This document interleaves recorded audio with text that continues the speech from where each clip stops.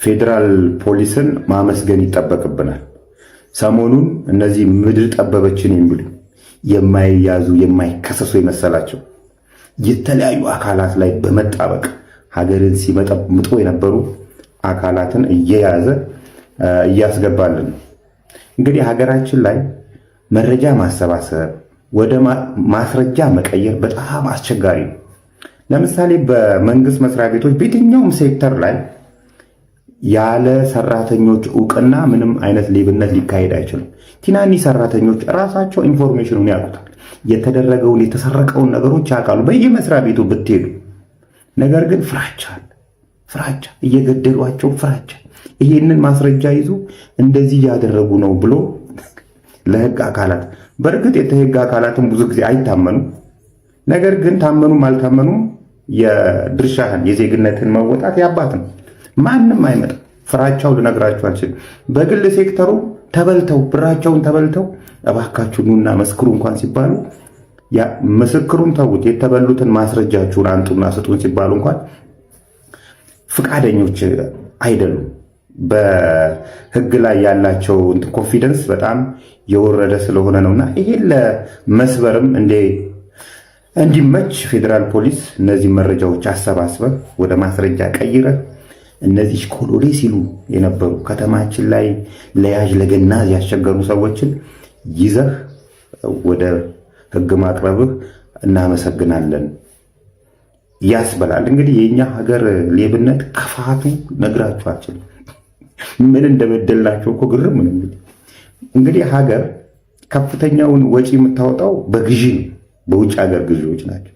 ከፍተኛውን ወጪ ድርሻውን የሚይዘው ደግሞ የመዳበሪያና የነዳጅ ግዢ ነው። መዳበሪያ ግዛልኝ ብለህ የሰጠኸው ሰው ኃላፊነት ሰጥተኸው ብሩን ይስረቅ። እንዴት የተበላሸ መዳበሪያ አምጥቶ ለገበሬ ይውሰዱ ይዝሩበት ይላል? ከዚህ በላይ ህዝብን መግደል አለ እንዴ? ሌቦች ሌብነት ላይ የሞት ቅጣት ሊበየን ይገባል።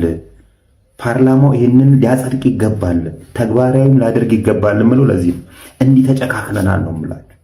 ፈሪ አጣጭ ካሉ ስለዚህ እነዚህን ሰዎች እየለቃቀም ከማስገባ እነኚኛዎቹ ደግሞ ለየት ያሉ ናቸው።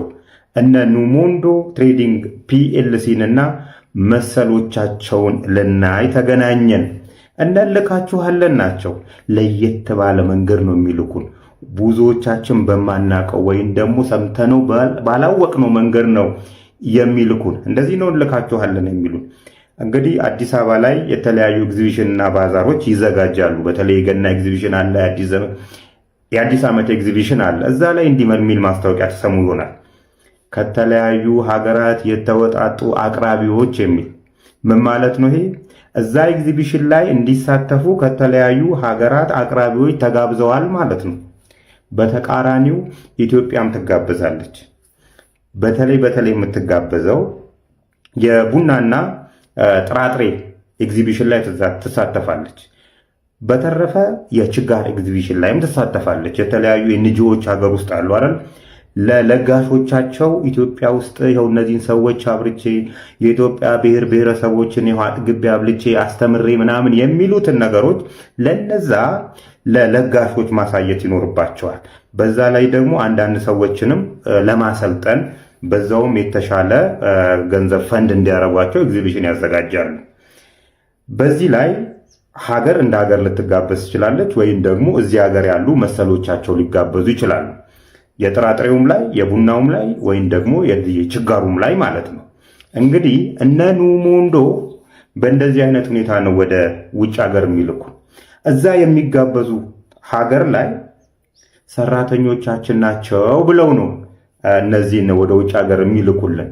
የተለያዩ ኤክስፐርቶች ይኖራሉ። በተለይ ቡና ላይ ሲሆን ቀማሾች ይኖራሉ፣ ቡና ጣቢዎች፣ የማሽን ባለሙያዎች፣ የተለያዩ ሰዎች።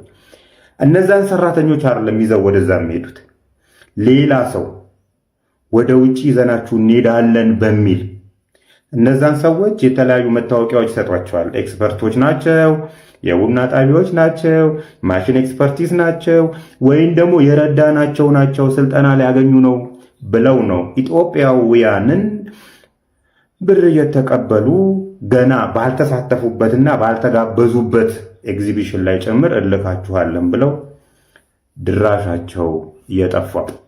በተለይ ባህር ዳር አካባቢ በብዛት ከተንቀሳቀሱበት አካባቢ አንዱ ነው። አዲስ አበባ ላይም በሰፊው አሉና በዚህም መንገድ ሌላ እንልካችኋለን ተገኝቷል። እንግዲህ ኤክስፒሪየንሳችን እየሰፋ ነው ያለውና በዛው ልክ የመከላከል አቅማችንም እየጠነከረ ሄዳል። በዚህ መንገድም እንልካችኋለን እየመጡ ነውና የኢትዮጵያ ብሔር ብሔረሰቦች ወይ ጥንቃቄ ያስፈልጋል። ሰሞኑን በዮሐንስ ሽፈራውና ደጋፊዎቹ እንዲሁም በዶክተሮቹና ደጋፊዎቻቸው በተነሳ ግብ ግብ መካከል ባልተጠራሁበት ድግስ ላይ ድንኳን ሰባሪ እንዲሆን ተገድጃለሁ። እንግዲህ እነዚህ አካላት ዮሐንስ ሽፈራውን የሚወቅሱ አሉ፣ ዮሐንስ ሽፈራውን የሚደግፉ አካላት አሉና እንዴት ነው ጉዳዩ የሚል ነው። እንግዲህ በተለያዩ ዓለማት ላይ እንደምናየው ሁለት አካላት እንደባደብ እንፈላለጋለን ከተባባሉ መድረክ ይዘጋጅላቸዋል። ያ መድረክ ላይ ደጋፊዎቻቸው ከፍለው ይገባሉ፣ ይደግፋሉ፣ ይዝናናሉ። ሁለቱ ሰዎች ይዋጣላቸዋል። ዳኛውም በስነ ስርዓት ይዳኛል። ከዛን ሁሉም ተጠቃሚ ይሆናል። አሸናፊና ተሸናፊ ይለያል። ንጉሱና እርኩሱም ይወጣለታል ማለት ነው። አንድ ሰው የኤችአይቪ መድኃኒትን ኤችአይቪ በሽተኛን አድናለሁ ካለ፣ የኩላሊት ህመምተኛን አድናለሁ ካለ ናስቲ ይሄ እኮ ጥሩ ሐሳብ ነው፣ አያድንም የሚሉትንም ያድነዋል የሚሉት ሰብሰብ አድርጎ ኑስቲ እንዴት ነው የሚዳነው? ኤችአይቪ ያለበትን ሰው አሁን ላይ ማግኘት የሚከብድ አይመስለኝም። ከከበዳችሁ አመጣላችኋል። የኩላሊት ህመምተኛን የተለያዩ ይሄ በሽታ ባይዜ የኢትዮጵያ ብቻ ሳይሆን የአፍሪካና የዓለም ችግር ናቸውና ይህንን አረጋለሁ ካለ ትልቅ ነገር ነው። እንትን ልንለው ሳይሆን ልነቅፈው ሳይሆን የኖቤል ሽልማት ልንሰጠው ነው የሚገባውና ይህንን ማድረግ አልተቻለም። ናስቲ ይህን በሽተኛ አድንልኝ፣ እውነት አድኖ ከሆነ ይህን ሰውዬ ልንለው ነው የሚገባውና ይህን እንደዚህ አይነት መድረኮች የምታዘጋጁ ሰዎች ብትኖሩ ጥሩ ነው። እኔ ሰሞኑን አንድ ሰርፕራይዝ ይዤላችሁ እመጣለሁ ብዬ እዛ ፈንጠዝያ ላይ ነው ያለሁት። ወደዚህ ስራ ውስጥ ለመግባት አልፈለግኩም ነበር። አስገድዳችሁ ወደዚህ ስራ እንድገባ ስላደረጋችሁኝ ውጤቱን እነሆ።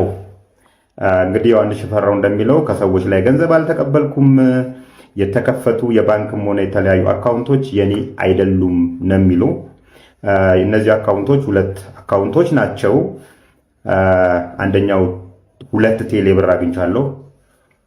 የኢትዮጵያ ንግድ ባንክ አንድ አግኝቻለሁ። እነዚህ የኢትዮጵያ ንግድ ባንክ ላይ ያለው ስም ዮሐንስ ሽፈራው ጌጤ ሲል፣ ቴሌ ብር ላይ ያለው ደግሞ ዮሐንስ ሽፈራው ቡኮ ይላል እና ወደ ተቋማቱ መሄድ ነበረብኝ።